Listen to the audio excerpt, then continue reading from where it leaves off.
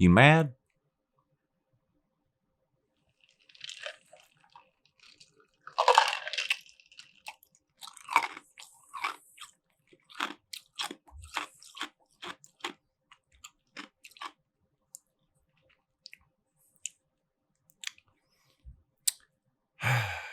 Well, guess I better do this Michigan preview.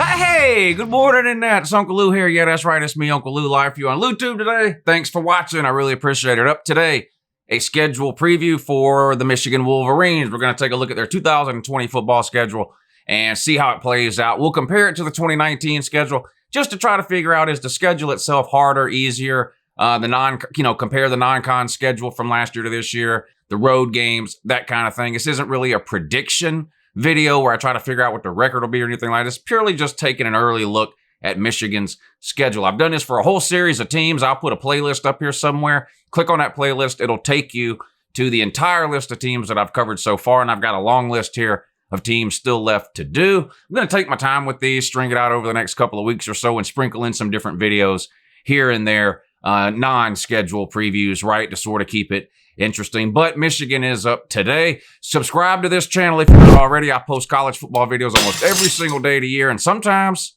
they're even watchable.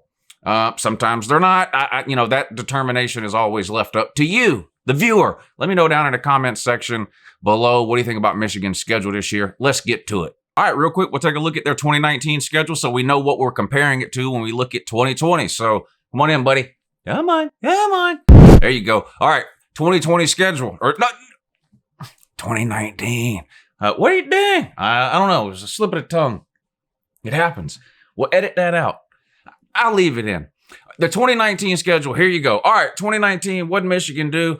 About the same thing they've been doing since 2015 when Jim Harbaugh first got there. He's going into his 6th year this year, right? Regular season, Jim Harbaugh at Michigan. 9 wins, 10 wins, 8 wins, 10 wins, 9 wins. That's how it's gone so far. Everyone knows the trouble with Harbaugh at Michigan. I mean, literally any article you read about Harbaugh at Michigan all says the same thing. When's he going to beat Ohio State? When's he going to win the division? Those really are the two questions that people want answered. And if you're a Michigan fan, you want those two things to happen. Clearly, again, in 2019, neither of those things happened. We'll see about 2020, but you can take a look at what they did in 2019. A win against Middle Tennessee and Army to start things off, 2 non-con games, then a bye week, and then the disappointing loss really on the road at Wisconsin. Not even really that Michigan lost. It was a blowout.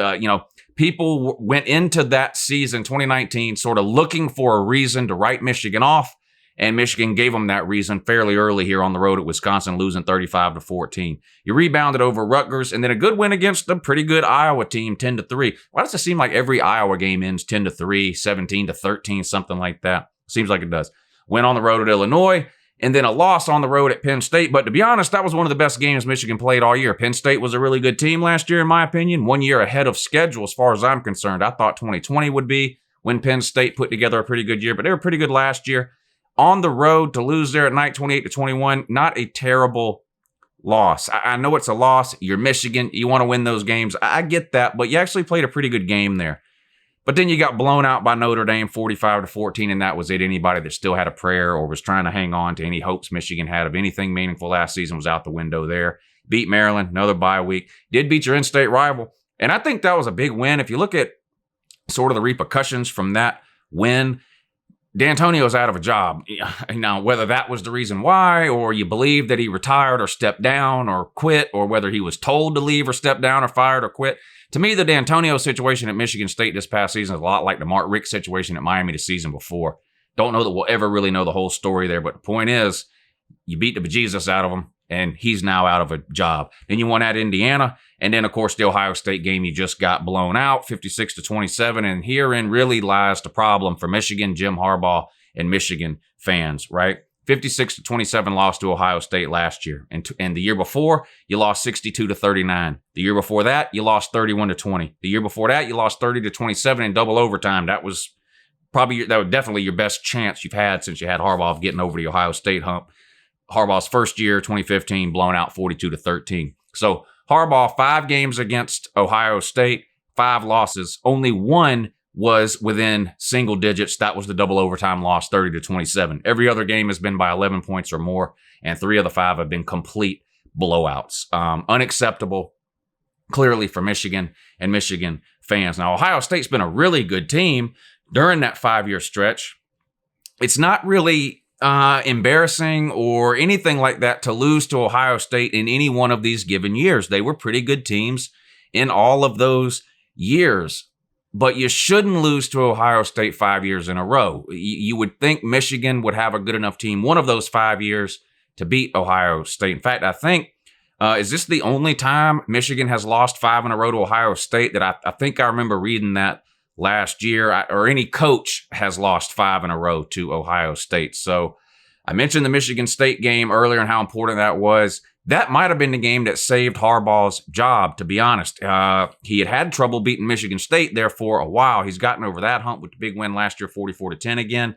But that might have been a losing coach gets fired game there, Michigan and Michigan State. You blew him out. D'Antonio gone. Harbaugh, of course, coming back in 2024, 6th year. All right, here's the 2020 schedule now. We'll take a look at it. Does this look harder or easier? Well, let's go through it and try to figure it out. All right, you start things off on the road against a Pac-12 team. So here we have a Power 5 non-con matchup. Last year you played Notre Dame in the non-con. You sort of replaced them this year, I guess, with a road trip to Washington. Now, Washington been a top 15-ish type team the last few years under Chris Peterson, but of course he is gone, as is Jacob Eason. So brand new coaching staff in Washington, breaking in a new quarterback here. Game 1. Whatever we think about Michigan, their defense, generally speaking, has been pretty good under Harbaugh. The offense has been the majority of the issues that Michigan has had. You would think this is a game Michigan really needs to win. The problem is, this is a game Washington really needs to win too, not just for Washington, but for the Pac-12 as a whole. Pac-12 has sort of a negative reputation right now. We'll see what happens in this game. I actually did not know about this game until I did this schedule preview. I haven't heard a lot of people talking about this game, week 1 matchup, Michigan versus Washington. I think it'll be a pretty interesting game. I like that this is a home and home thing. Of course, the Big Ten and the Pac-12 have some sort of arrangement where the teams are going to do some home and home series there. So I like that. Of course, we have Oregon and Ohio State playing this season too. But you start things out on the road at Washington. A difficult game, a difficult place to play, a long way to travel, an opponent you're unfamiliar with. It'll be a difficult game. And then you come back home for 2 non-con home games in a row against some lower classification schools. Ball State, Arkansas State. You would assume those are going to be wins, right? Then your Big Ten schedule starts. And listen, this is brutal right here. This might be the toughest stretch of games I've seen in any of these schedule previews that I've done so far. Home against Penn State. On the road, in-state rivalry game at Michigan State. On the road against Minnesota. Home against Purdue. That's brutal. Brutal. And I skipped Wisconsin. How to leave that out? So, home against Wisconsin, who absolutely railroaded you last year. Home against Penn State. On the road at Michigan State. On the road at Minnesota. Home against Purdue. That is a tough stretch of games right there. By the time that stretch of games is over, and you have a bye week following that, I think we're going to know if Michigan's season is a success or a failure. I don't think we're going to have to wait till that Ohio State game. If Michigan can run through that slate of games without taking a loss, they have a chance. I don't know that anybody can run through that slate of games without a loss, though. That's tough. Bye week, you come out of that, you have your final last 4 games of the season. Home against a bad Maryland team. On the road against an even worse Rutgers team. Home against Indiana, who is sort of a crapshoot team. You never really know what you're going to get from year to year or even week to week out of them. And then, of course, you finish things up on the road at Ohio State. Right off the bat, I'm going to say I think this schedule is more difficult than last year's. I know Notre Dame was a good team last year and you replaced them with Washington, and there may be some people out there who say, well, Washington's not as good as Notre Dame, and that may be true. That may be true. And then you had Middle Tennessee and Army last year, Ball State and Arkansas State this year. That might actually be a little bit easier because Army is not a terrible team. You beat them in overtime last year. A lot of people clowned you for that. Listen, Army plays these top teams tough year in and year out. We see it all the time. Oklahoma, the list goes on. Army's a pretty good team. You got the win in overtime.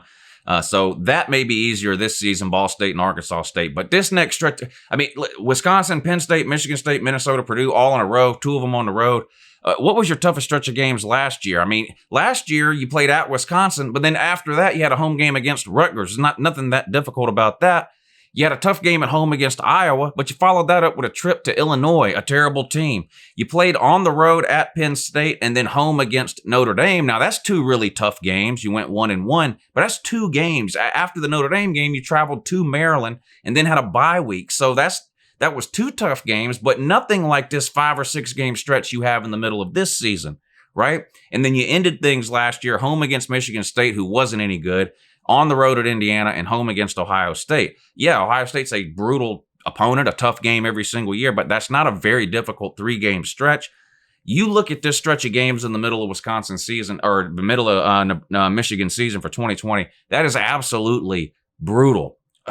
Home against Whiskey, home against Penn State, at Michigan State, at Minnesota, home against Purdue. Purdue's in like the Indiana category, right? Are they going to win 10 or 11 games and compete for a conference title? No. But they're probably going to beat somebody on their schedule that they're not supposed to beat. It just seems like it happens all the time with either a Purdue or an Indiana type team. I don't know. And then, Ohio State to end the season, Washington on the road for you to start this season. I think 2020 looks more difficult overall than 2019. Now, again, this isn't a prediction video. I'm not talking about rosters and who anybody lost or who's coming back or, freshmen that could have impact. None of that. I do another series of preview videos after the spring games where I talk more about the rosters and who teams lost and how they looked into spring with the guys that are replacing the players they lost and all those kinds of things. This is just purely taking a look at the schedule. But my opinion, the 2020 schedule looks more difficult to me for Michigan than the 2019 schedule did. Let me know down below, what do you think about the 2020 schedule for Michigan? Is this a make or break year for Jim Harbaugh? Does he need to either beat Ohio State or win the division? Does he need to do one of those 2 things in 2020 to keep his job? How much more patience do Michigan fans have with Jim Harbaugh and losing to Ohio State and failing to win the division? Again, he's going into his 6th year. Harbaugh is. No division titles, hasn't beat Ohio State, and he's lost 4 straight bowl games. So again, it's not that he's having terrible teams. I went over to win totals. Regular season win totals for Harbaugh, 9, 10, 8, 10, and 9, right? But only 1 bowl win. So you're winning 8, 9, 10 games a year, getting into a bowl game, but you won your bowl game your first year. You've lost your last 4 bowl games. You've lost to Ohio State 5 times in a row. 5 years, no division titles. And again, this is Michigan. I'm not sure how much longer fans are going to be willing to accept these kinds of results. If you are a Michigan fan, let me know down below. How close to the end of the rope are you with your Jim Harbaugh support? Let me know. All right. Appreciate you guys watching. We'll see you on the next one. And have a good morning in that.